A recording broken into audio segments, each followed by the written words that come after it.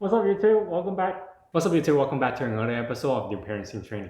I think when the mask is on, it's kind of muffled my voice, so I'm just gonna talk to you guys without the mask on. Currently, at the time of filming, CDC and WHO recommends face masks to those who are taking care of people who are sick or suspect to have COVID-19 infection. Unfortunately, face masks are very low in supply, and the CDC website, as the last resort, have stated that it may be necessary to use homemade masks or masks that have never been evaluated or approved for NIOSH, National Institute for Occupational Safety and Health.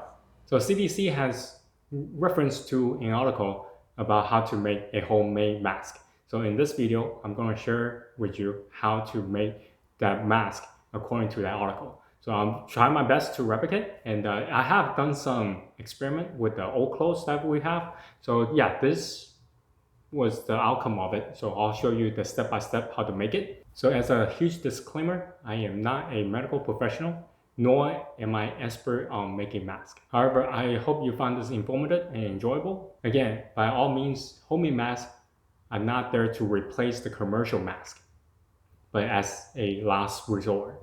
Please be sure to check on CDC website frequently, as the situation for COVID-19 may be changing very rapidly.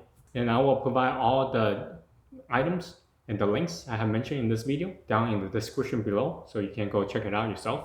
So in order to make this mask, so what you need is two 100% cotton heavyweight t-shirt. So according to the reference article, the t-shirt that you will be using has to be boiled in water for 10 minutes and then air dry. And you also need a marker and a pair of scissors and a ruler, and that's all you need. You don't need to use sewing machine or anything of that sort. So anyway, let me get on to how to make it, and don't forget to hit the like button, share it, and also subscribe to our channel. So again, you need to have two shirts, heavyweight shirts. So the size of the shirt sort of matters. The bigger the size of the t-shirt, the more fabric you get in terms of having more material to work on. All right, don't forget you need to have a marker, a pair of scissors, and a ruler. So all right, let's get on to it. So first up, you need to take one shirt and slice it from the side of the shirt here. So I will just cut from where the seam is. So this way is easier. Once you have the shirt open up like this, you need to make sure that you have enough fabric to work with. So this one is a medium size. According to the instruction, you need to have at least 23 centimeter from the bottom portion of the mask or to the top before the roll down. So at least 23 from type C to type B. You need to have at least 14 centimeter for type A. As you can see from the picture, so this is how much I need from here all the way to the bottom of the shirt. So everything else, you can trim it off if you need to. So always measure twice, cut once. So 23 centimeter, and you can use a marker to mark it down. And then from that point, want to do another 14 for the top to roll down. So that's generally how big of space that you need to make more mark, so then you know where to cut.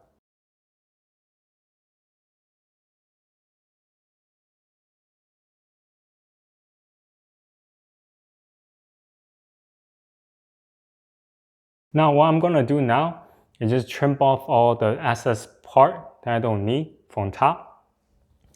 Now I'm just gonna give myself a little bit more room to work with. So I'm gonna cut a little bit on top of the mark that I have.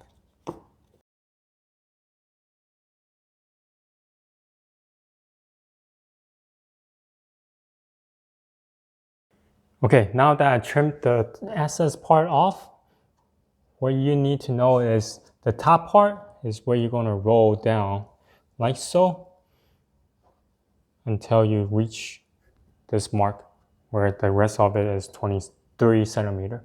So the 14 centimeter on top is where you're gonna roll it down.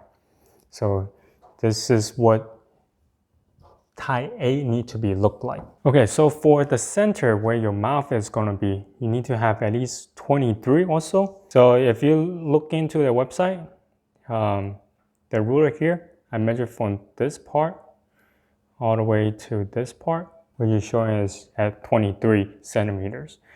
But you need to have some room in the center for you to lay down the inner layer. And that requires 17 centimeters. So keep that in mind. Now let's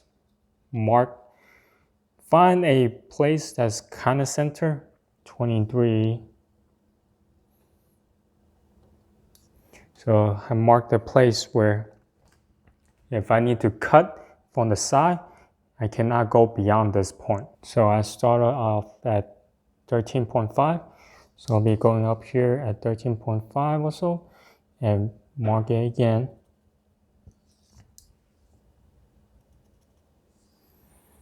You should also mark the portion A, B, and C. There's a reason why top part is A and then B and then C. So this part is where you're going to tie to your face. And so let's see. So the first cut that you're going to make for the type A will be at the 14 centimeter mark. Okay, so now just cut through along the marker. Okay, so the top portion is finished. According to the instruction, what you do now, measure from the top where you cut the first time, measure 8 centimeter down.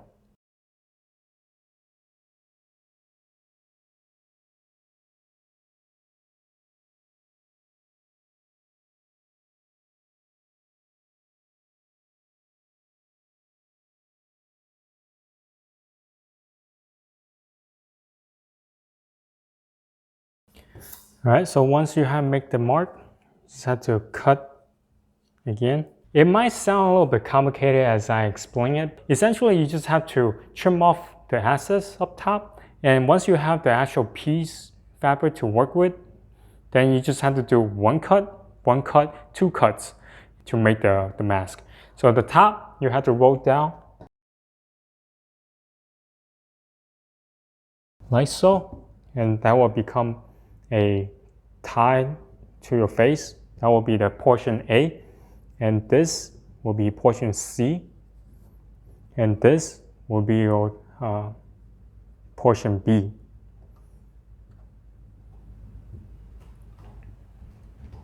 So this is how the mask will be look like laying flat on itself. Now we're just going to put in the 8 layer of fabric here, so then the mask will be done. The next portion is the 8 inner layer of the fabric that goes in for the mask. Now, according to the photo, it looks like the size of the fabric you need to cut is about 14 by 23. So if you look at the photo here, it's about 14 and looks like it's about 23, at least 23. So I will cut a little bit more, maybe to 24. So 14 by 24, that will be one piece of fabric.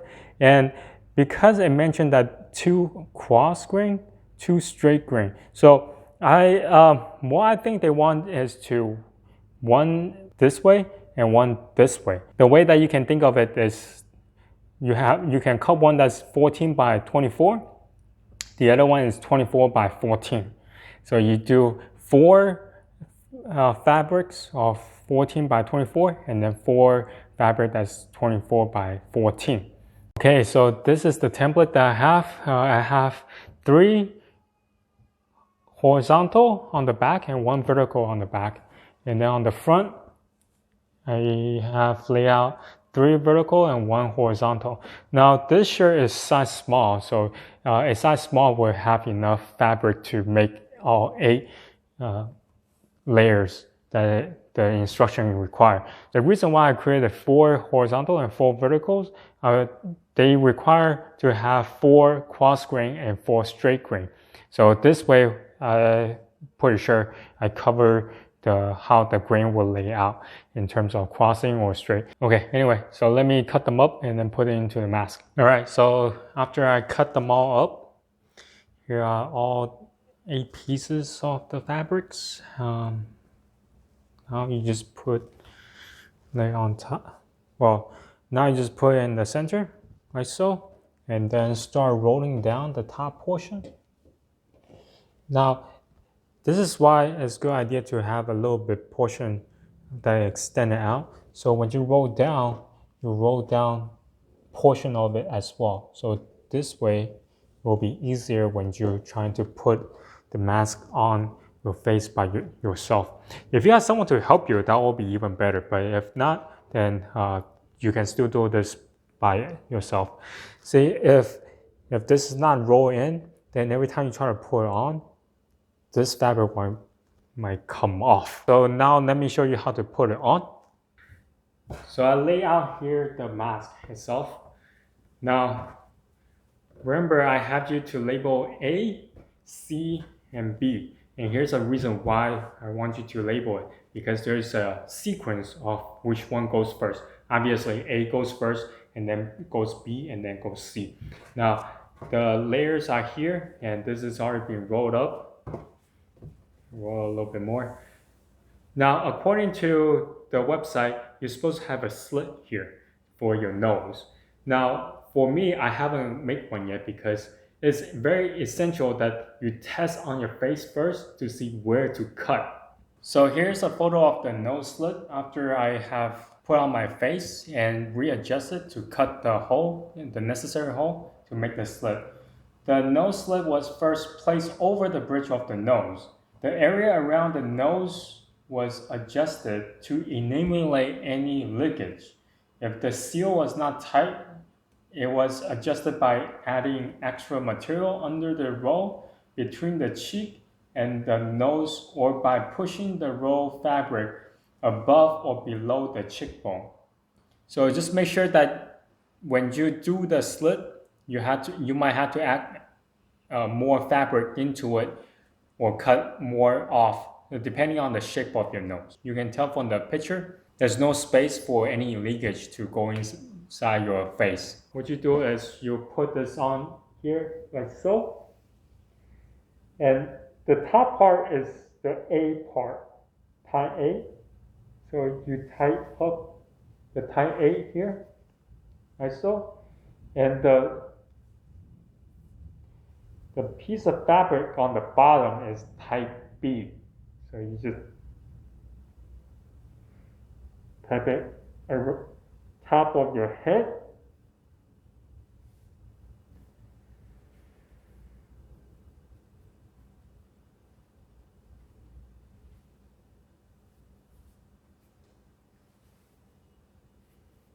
Make sure it's tight. And then the center one here is the C, type C. So you tight it again. If you can see it, it's right above the type A. It has to be above type A. So you just continue to tighten the knot. It's a little bit challenging when you have short hair because it became kind of slippery. But I tested on my wife's head, it come out to be pretty well. It's pretty tight. As you can see here, I don't know if you can see it, but my nose has been covered up, and so is my face and all around here. I can still breathe, even though there's 8 layers of fabric in there. As you can tell, that my voice is muffled, but it seems to be well insulated. As far as for my head was, my face, my mouth area. So anyway, so that's how you make this mask.